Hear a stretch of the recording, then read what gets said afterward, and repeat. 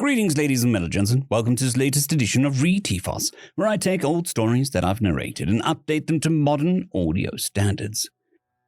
As always, I hope that you enjoy. This particular story is called Retaliation, written by Dathouen. This is now how we do things. These humans are upsetting the balance of things. Before the primitive, hairless apes joined the Federation, we were a loose collection of empires spreading as we saw fit into the space around us. Spacefaring civilizations are rare enough that there is plenty of room for everyone. But not for these humans. They want so much more. They couldn't be satisfied with simply expanding into their quadrant of their already sizable galaxy. There were only two other civilizations that shared it with them, peaceful and science-oriented empires. They were no match for the humans' disgusting ways. They submitted quickly and quietly. Within a single SU, Universal Standard of Units, they fell prey to the humans' ways, dominated with little resistance. What's worse, these humans aren't even that sophisticated or advanced. When they first gained entry into the Universal Federation, they still ran ships and fissile radionuclides and chemicals. The closest they came to any other civilization was their computing, but even that was just a little bit more than quaint, like an animal figuring out how to crack open a fruit with a rock. Somehow, they defeated the amphibian and avian empires, and they did it so quickly and quietly that nobody noticed until the next Federation Congress, which occurred every 5 SU years.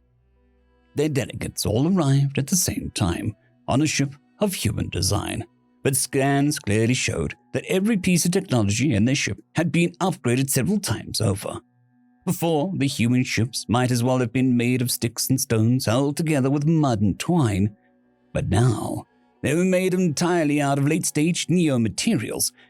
They had 9-dimensional warp drives. Compare that to the shoddy 4-dimensional drives that just barely earned them entry into the Federation. And they clearly had just copied certain pieces of amphibian and avian tech while barely altering it, or without bothering to alter it at all. That wasn't even the worst of it. At their first meeting, 5 years after the Federation voted to allow them entry, they immediately began making demands. Their avian and amphibian lackeys sitting quietly behind them submissively.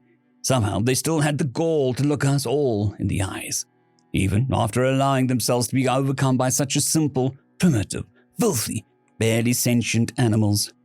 They ordered that we begin sending representatives 12 times per SU year, and pretended at humility by saying that it would be acceptable if we met at least once per year. They demanded that we give up our individual powers and hand it all over to them. They played coy by saying it in such a way that you could interpret it as us consolidating our power into the Federation itself. But we all knew they wanted us to surrender our power to them. They then commanded us to elect representatives to work full-time in the Federation, more like hostages. I'd never in all my years seen such blatantly disrespectful display, and yet, for some bizarre reason, many others were actually considering bowing to these squishy dirt monkeys. The name of their planet literally means dirt. After several days' recess to discuss matters with our leaders back home, we reconvened. The crustaceans were the first to agree, and did so before the humans could even bring up the subject. That was a huge blow to my morale, I'll admit. They're usually the most pragmatic. We reptilians have fought them on numerous occasions over the last few thousand years, and it has only produced a profound respect for their calculated, rational, and industrious ways. Their respect was diminished at that moment. Then, this Nidarian delegate signaled their compliance as well. If anyone were to dissent, I thought it would have been those brainless sacks of stinger cells. I guess if they agreed to it, then it must truly be a horrendous idea. Then the Chondrichians, the Cetaceans, the Ursidians, the Hymenopterians, the Philodotans, and the Proboscians. I was ordered not to accept, and I did so with honor and pride. "We will not bow to your domination," I said, standing tall. My neck flared. "I expected this from the mammals, but not the more pragmatic species. How can you all allow yourselves to be conquered by these weak stupid, primitive, hairless apes. We should fight them the way we have always resolved things amongst ourselves.